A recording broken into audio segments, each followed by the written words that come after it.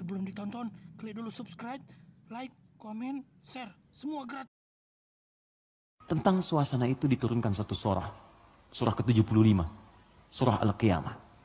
Persiapannya diturunkan surah Al-Waqi'ah. Surah ke-56. Waktu terjadinya diturunkan surah ke-31 ayat 34. Tentang kiamatnya, peristiwanya, persiapannya. Waktunya tidak diketahui. Dirahasiakan supaya kita semangat untuk beramal dalam persiapannya. Makanya kalau Nabi ditanya, kapan kiamat? Nabi balik tanya, persiapan kamu apa? Ya. Jawaban Nabi, jangan sibuk pikirkan kiamat. Sibuk pikirkan amalan dirimu untuk ke situ. Karena kiamat pun dirahasiakan oleh Allah supaya kita semangat untuk beribadah menyambut itu. Dan gak akan ada umat Nabi Muhammad kemudian hidup saat kiamat. Gak ada. Semua akan diwafatkan yang soleh-soleh. Gak akan mengalami itu. Gak akan mengalami. Semua wafat. Maka turun Quran surah ke-31 ayat 34. Innallaha indahu ilmus sa'ah.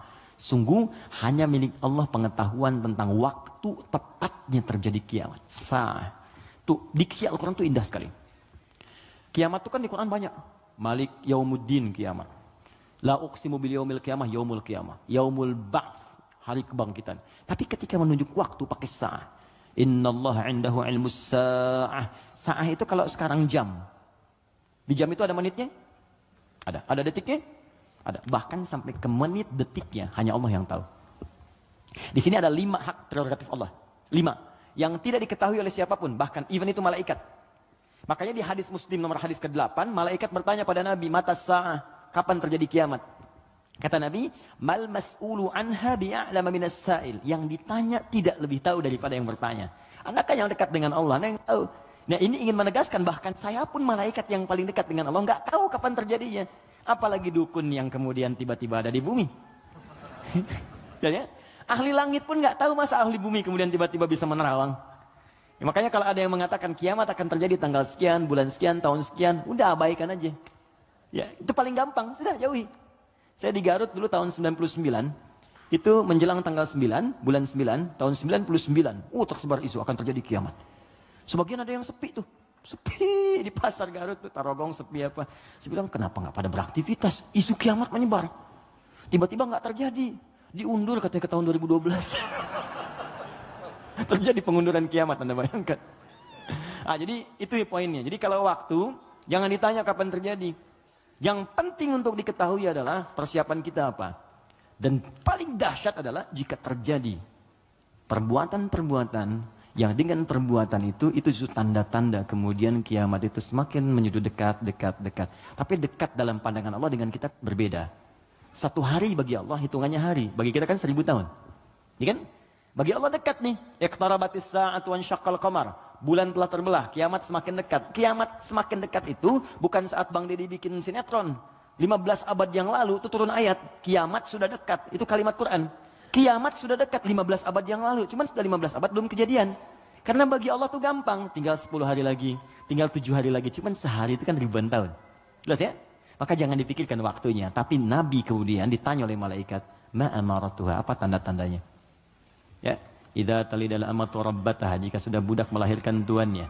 Wa antaral hufatal arata, ya, jika seorang budak melahirkan tuannya, jika engkau melihat seorang penggembala bertelanjang kaki, telanjang dada, kemudian berlomba-lomba meninggikan bangunan.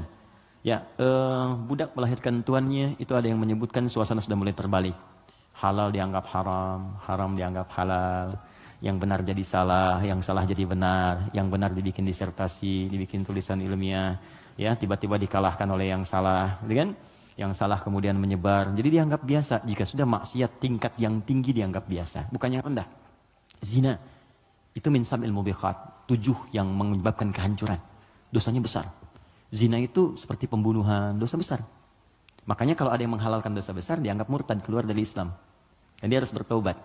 Harus bertobat. Makanya kita dorong dengan doa, diarahkan lagi, kan? Mungkin karena ketidaktahuannya, kan? Itu cara berpikirnya demikian. Saya tidak mengajarkan mencela, saya menjauhi itu. Ya, kita ajarkan dengan perasaan baik, kita doakan, tak ajarin lagi sepanjang dia masih hidup. Jadi kalau ada teman-teman yang diajak oleh orang lain terpengaruhi, kita sepanjang kita hidup supaya kita saat ditanya oleh Allah, ringan jawaban kita itu aja. Ya. Apa pernah ada nabi mengharapkan umatnya ke neraka? Tidak. Lantas kenapa Anda memvonis dia sebagai ahli neraka? Alih-alih kita vonis, kenapa nggak kita doakan? Allah itu maha kasih, bukan hanya maha menghukum. Rahmat Allah lebih luas daripada hukumannya. Kenapa sekarang banyak sifat hukuman ditampilkan, kasih sayang dihilangkan? Yalah, doakan. Share kebaikan, doakan saudari kita, doakan saudara kita, ajak kepada yang baik. Kalau ada berbuat maksiat, sampaikan. Bukan cuma kamu aja yang pernah bermaksiat. Yang lebih buruk daripada kamu pernah ada dan dia tobat. Masa orang jahiliyah tobat, kamu yang bukan jahiliyah nggak tobat? Nggak keren ah. Gitu. Bagaimana kalau wafat dalam keadaan maksiat? Apa kamu rela ibumu yang sudah mengandungmu melihat anak yang berbuat seperti ini? Kalau kamu kira-kira punya anak, mau nggak kira-kira anak kamu berbuat seperti ini? Seperti itu aja. Di ketika ada seorang minta izin untuk berzina, boleh nggak saya berzina ya Rasulullah? Ya, kata Nabi, bagaimana kalau kemudian ibumu berbuat seperti itu? Bagaimana kalau ibumu dizinai? Bapakmu dizinai? Jangan ya Rasulullah. Ya itu yang kamu zinai itu boleh jadi kemudian dia ibu bagi anak-anak orang lain. Jadi, seperti itu cara berpikirnya. Jadi kalau kita selalu mengangkat orang untuk mengarahkan pada kebaikan, maka dakwah ini akan semakin luas diterima dalam kemuliaan dan beban kita pun akan berkurang. Ada saatnya hitam putih itu mesti muncul dalam perkara tauhid. Tauhid itu nggak ada abu-abu, hitam putih. Allah Tuhan, yang lain bukan. Selesai. Tapi fikih itu fleksibel untuk memberikan kemudahan. Salat nggak bisa berdiri, duduk. Nggak bisa duduk, berbaring. Berbaring sulit, bergerak. Bergerak sulit, berkedip kan?